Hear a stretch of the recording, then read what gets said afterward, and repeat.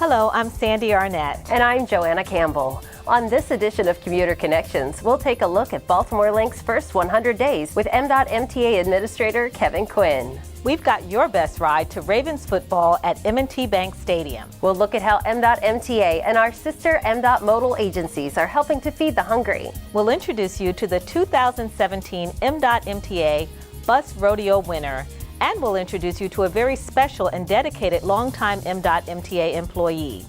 All on this edition of Commuter Connections.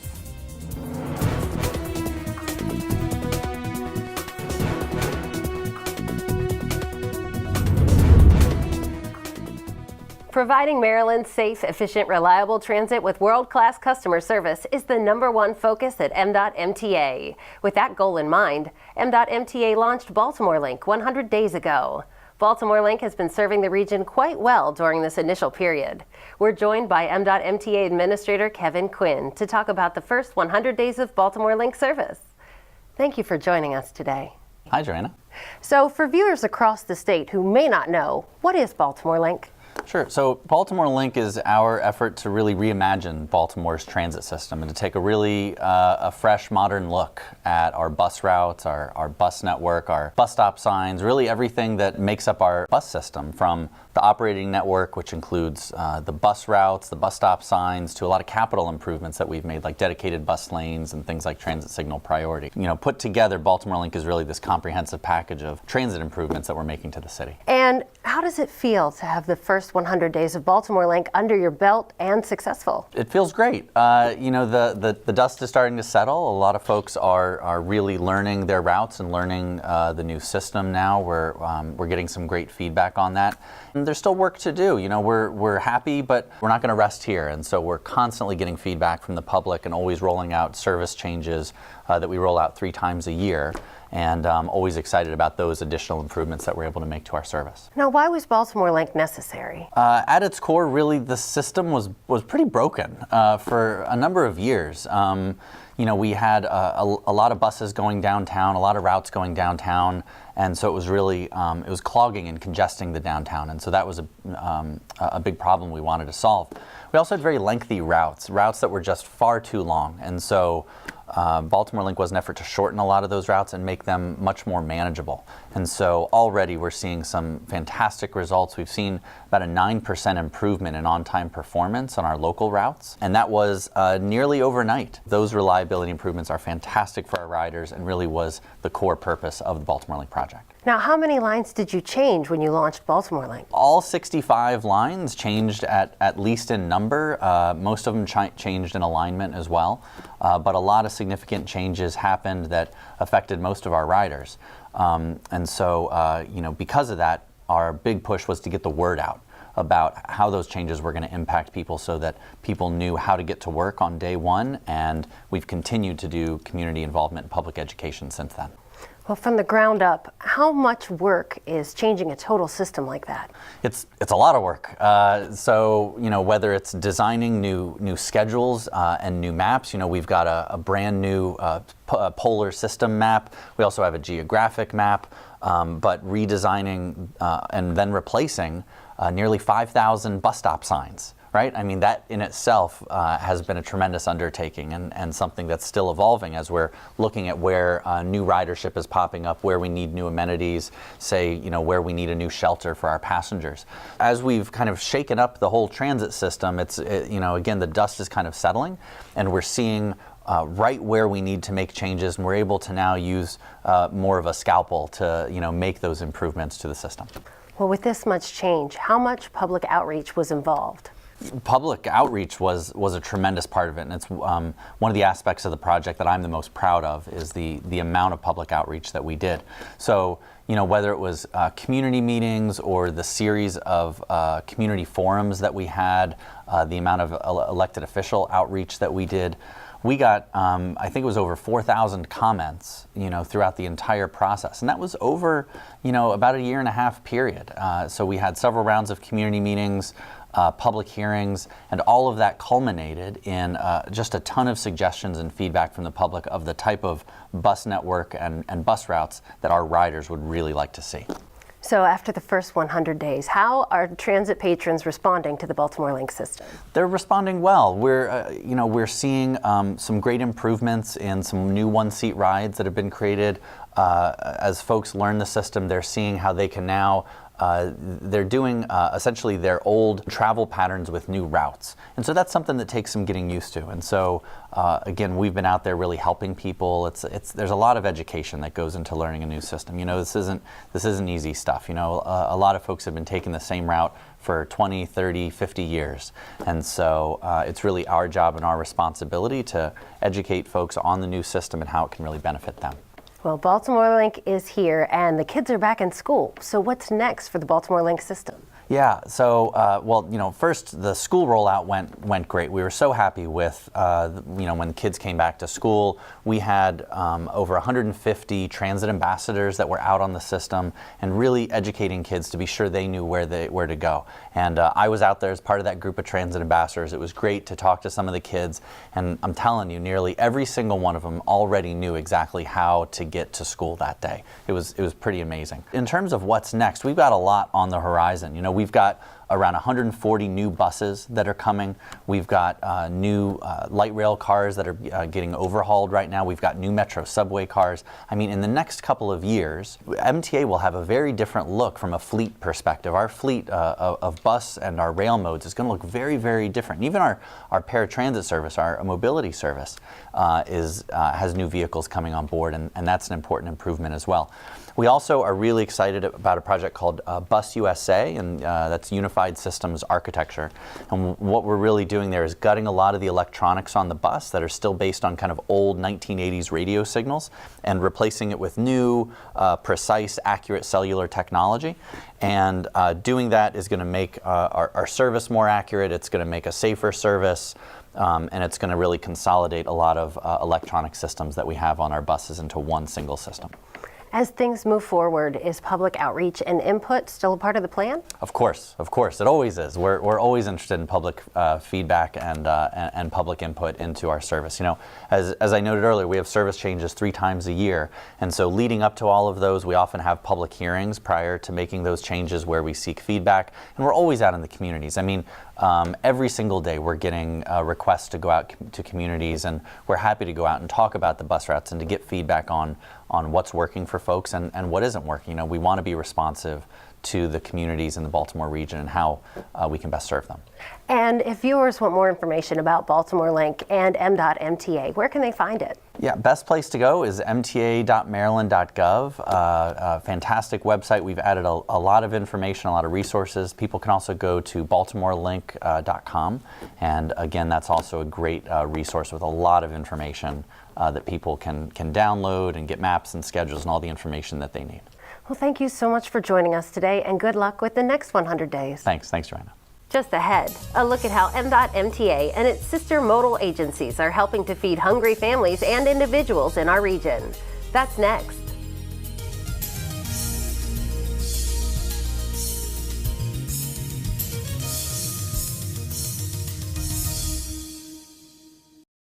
There are families and individuals that unfortunately go hungry every day throughout our region. M.MTA and our sister modal agencies are working to help change that and help feed the hungry through the very good food collection efforts of the Operation Orange Food Drive campaign. I recently visited the Maryland Food Bank to speak with its Director of Communications, Joanna Warner, about this campaign and Maryland Food Bank's efforts. Hi, Joanna.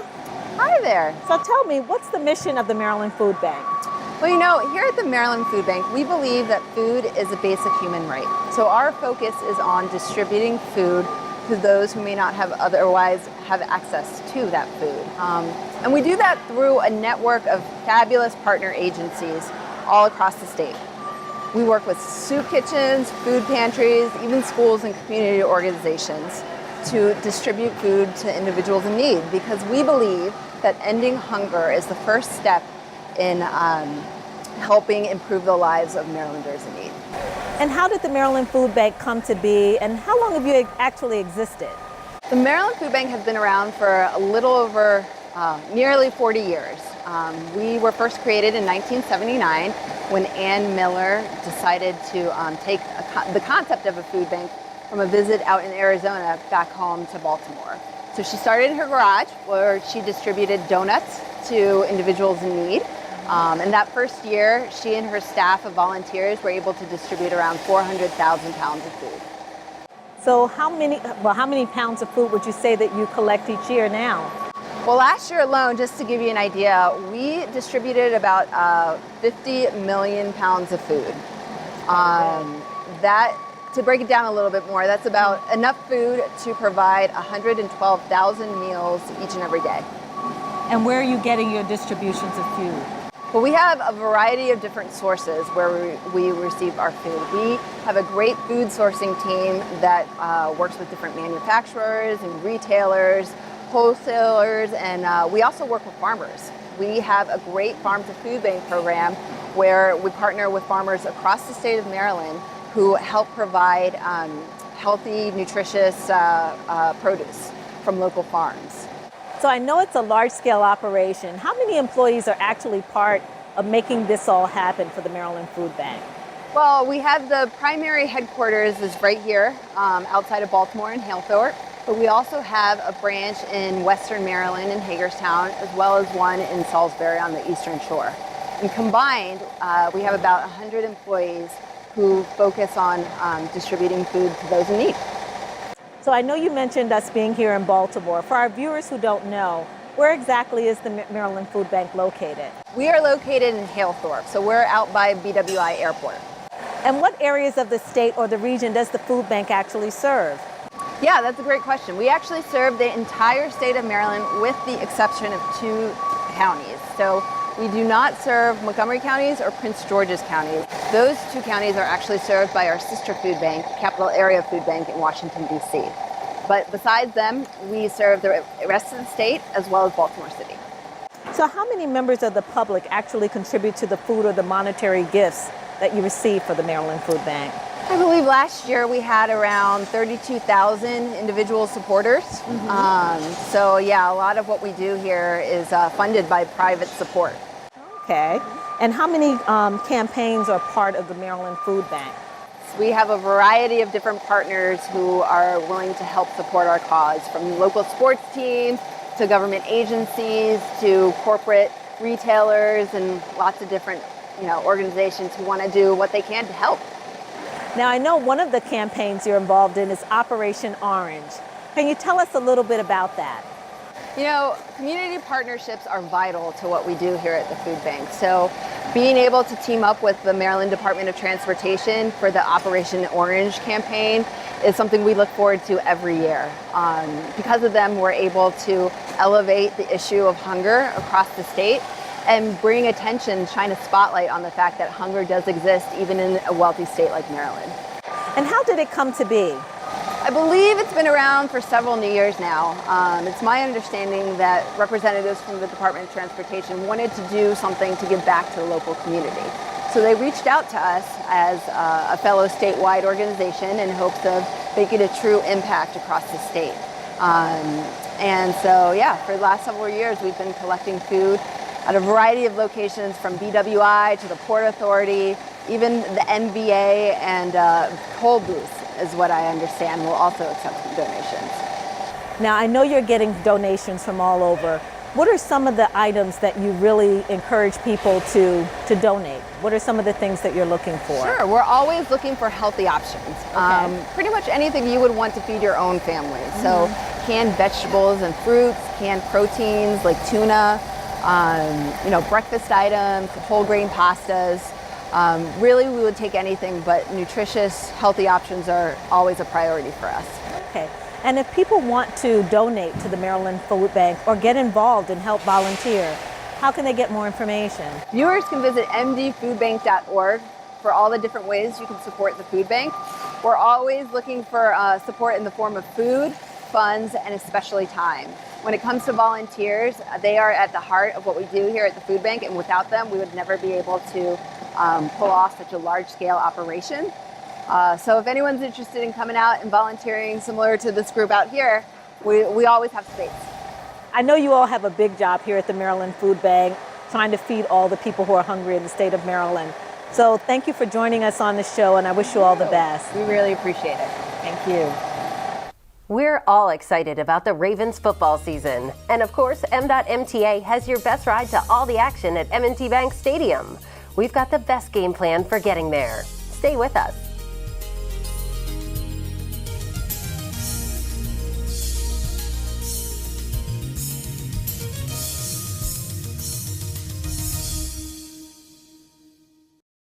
Many of us plan to head out to M&T Bank Stadium to see the Ravens play this season. It's always a fun time. But how are you going to get there? Well, of course, M.MTA has your best ride to the stadium each game day. M.MTA Deputy Chief Operating Officer Sean Adgerson joins us with a look at the various options on M.MTA service. Thank you for joining us today. Thank you. Thank you for having me. Welcome. So how many Ravens home games are there this season? So there's 10 games in the season, 2 preseason games and 8 regular season games. So thus far we've started off with our 2 preseason. We've had our home opener. So there's about 7 games left in the season. And how do you think the Ravens are going to do? So far, based on their play, and if they can stay healthy, I think the Ravens will do well. I think they'll go into the playoffs. So are you planning to attend a game or two this season? I do try to attend. I try to take my son and have him enjoy the spirit of being a Ravens fan and cheering for the home team. So what would you say is the best way to get to M&T Bank Stadium, and why should fans leave their vehicles at home? So obviously MTA is the best choice. We have a variety of options. Myself, I choose to use light rail. Light rail, stops you right outside the doors of M&T Bank Stadium. We have several free parking lots along the line that people can come and catch the train, and for $4.20 for a day pass, you really can't beat that price. And again, it's free parking. We have Metro Subway. We have lines that stop right on downtown Baltimore. It's just a short walk away. And again, we have free parking along our Metro stops as well. We have MARC Train. For those who live outside of sort of the Baltimore region, you can catch the train up from Washington. It lets you off right there at Camden Yards, and it's a short walk over to M&T Bank. And of course, we have local bus, and we have several routes that all pass through the downtown area, down Pratt Street and all the major corridors there. And you can, go into BaltimoreLink.com and do a search on what route from your start destination will get you there best. So about how many Ravens fans use M.MTA service for Ravens game day? So our heavy hauler on game day is light rail. We drop about 11,000 people off at the Hamburg station during the game. And then when you add in a MARC and local bus and Metro, it takes us up to about 15,000 riders use MTA services to get to the game. That's a lot of extra people. How do you plan and prepare for game day? So game day is a big experience for us here at the MTA. We have a small army of people who are there trying to make sure that, one, all the vehicles have been cleaned and prepped and ready to go so that we don't have any service disruptions. We also have an on-site crew for maintenance, so just in case something does go wrong, we can quickly respond. We have several of our managers and supervisors on scene helping to ensure that service is moving the way that it is. We even have transit ambassadors on scene to help direct customers as they get on and off the conveyances to point them in the direction of the stadium, help them with paying for the services. We start game day experience usually on Friday before the game, or depending on when the game is, a couple of days before. And typically, our goal is to have our platforms clear within 1 hour at the end of the game, and so far we've been beating that. Our partnership with Baltimore City as well as the Ravens has helped us to really put on a solid experience for passengers who choose to use MTA services to go to the game. Sounds like you have your hands full there. You do. It's a big job, yes. So I know you touched on it a little bit before about how people can get more information, but tell us again, for fans that are planning to go to the game, want to leave the vehicles at home, where can they get more information? So you go to our website, mta.maryland.gov. You definitely can learn a lot of information there. You can do trip planning. We also encourage you to call. You can call us at 410-539-5000. We have agents there that can help you trip plan as well. Well, Sean, thank you very much for joining us on the show. Thank you. Thank you for Go having me. Ravens, right? Go Ravens. It takes many dedicated M.MTA employees to help make transit operate smoothly throughout the region each and every day. One of these very dedicated people has been a big part of the M.MTA mission for 50 years. He's now retiring. But before he leaves for his well-deserved retirement, we want you to meet Mr. Rather Spate of our MDOT MTA shop division.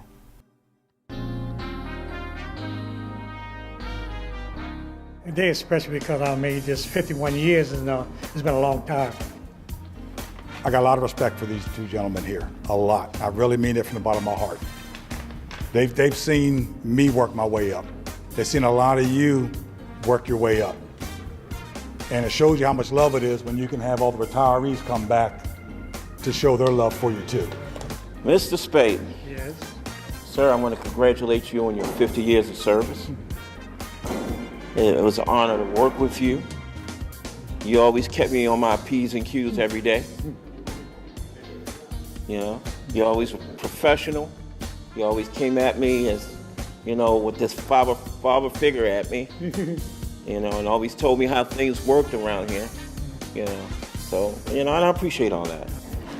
Mr. Spade, on the behalf of the main shop, the management team, and also the retirements that's standing beyond me, we want to congratulate you on your retirement. And this is from the main shop, from the guys. We put this together for you. The compliments of Mr. Joey here. And once again, congratulations. The light went to Joey. And it actually works. A blue light, huh? A blue light. There you go, Mr. Spade. Mr. Spade, also on this MTA, present you with this hat and a backpack. Sorry we couldn't get those fans mounted on the wall for you when you left, but we tried. It was a pleasure working with you. All right. My mother is bedridden, and he's been taking care of my sickly mother for 7 years. Since she took ill, and working here every day and coming on time. And my mother couldn't be here because she's bedridden. So my mother had this made for him. And it says, Rachel Spade, congratulations on your retirement, Ace. That's her nickname for him. From your loving wife, Murray, you have stood the test of time. August 1st.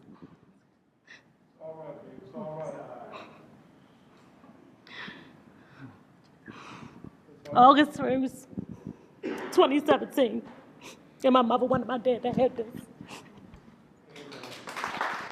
I raised my family, my whole family, since I've been in the MTA. I started MTA when I was 25 years old.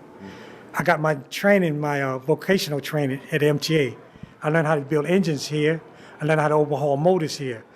That was to MTA. That helped me, take care of my family and so forth. I raised 7 children. Maryland Transit Administration Administrative Citation. The City Council of Baltimore. Next is from the Mayor of Baltimore. And this is from the County Exec's office, Kevin Cavendish, Governor of the state of Maryland. I'm going back 46 years ago when I met this young man. I promised Jesus Christ and all the little angels in heaven, if we ever live to get old and be healthy, I said, be healthy. You know, sometimes those things happen, but you know, that's part of life. And be this man for one day in life. It's a pleasure to see you say bye-bye. Boy, it's good. Just ahead, we want you to meet another dedicated MDOT MTA employee. She's the winner and champion of last month's MDOT MTA Bus Rodeo event. You'll meet her next. Stay with us.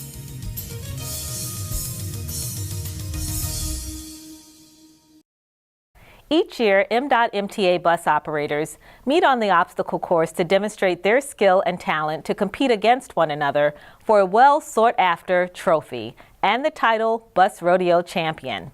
This year, history was made as MDOT MTA's first female rodeo champion won the competition.